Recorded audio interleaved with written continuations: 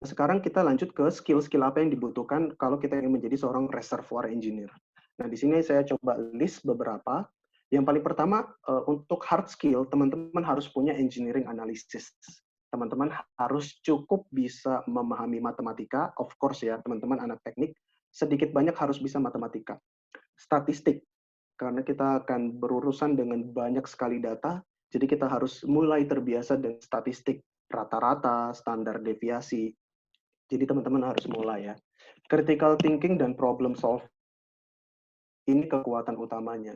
Kita dituntut untuk berpikir kritis dan bagaimana memecahkan problem yang ada di lapangan, yang ada di kantor seperti itu.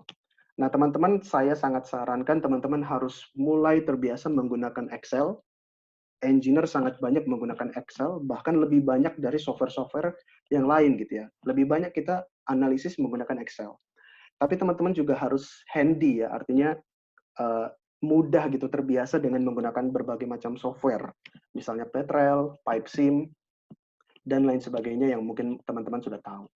Kemudian untuk menjadi seorang reservoir engineer, kita perlu memahami ekonomi, karena pada ujungnya minyak ini berujung pada uang ya.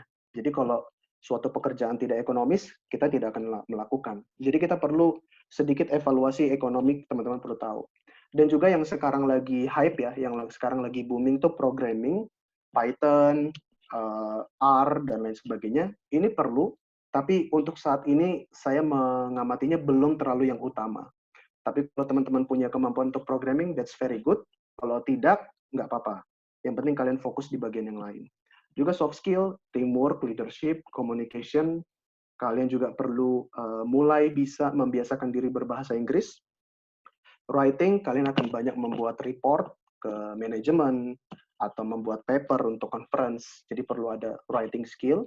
Kalian juga mampu presentasi supaya bisa meyakinkan manajermu, meyakinkan CEO atau meyakinkan SKK migas seperti itu. Jadi perlu presentasi juga.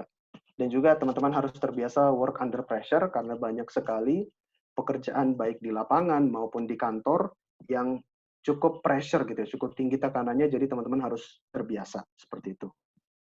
Oke, setelah skill, sekarang kita bahas tim. Jadi yang perlu teman-teman ketahui, menjadi seorang reservoir engineer, you cannot work alone. Di dalam industri migas, teman-teman selalu bekerja di dalam tim. Dan ada setidaknya 6 komponen atau 6 area lain yang paling dekat hubungannya dengan produk, dengan reservoir engineer. Yang pertama, production engineer. Itu teman kita yang paling dekat yang banyak berurusan dengan artificial lift.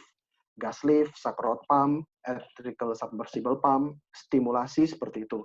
Hydraulic fracturing, azidizing, itu mereka semua.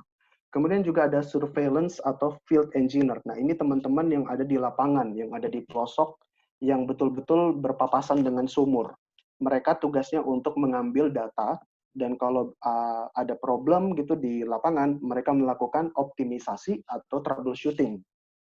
Kemudian kita juga harus bermitra dengan teman-teman dari drilling dan well service engineer. Drilling ini yang melakukan pengeboran, well service ini untuk melakukan misalnya workover, kemudian juga menata supaya sumur kita tetap bagus integritinya.